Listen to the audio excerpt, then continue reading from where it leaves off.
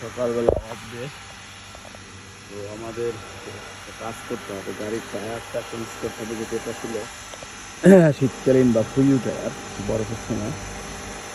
এখন বড় গাড়িটার টায়ার চেঞ্জ করতে হবে। তো টায়ার বাসার নিচে ওইখানে রাখা আছে আমাদের বাড়িওয়ালার জায়গায়, স্পেস সবাই টায়ার রাখা হয় এখানে।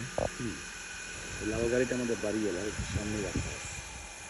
তখন এই গাড়িটা দিয়ে আসতে আমার পাশেই, আমার খুব কাছের, আমার সবসময় গাড়ির কাজগুলি করে না আমার পরিচিত বা বন্ধু সাইকেল সাথে দিয়ে আসতে টাকাই রাখবে। এখন নিয়ে যাচ্ছি, ওকে তাহলে আল্লাহ হাফেজ।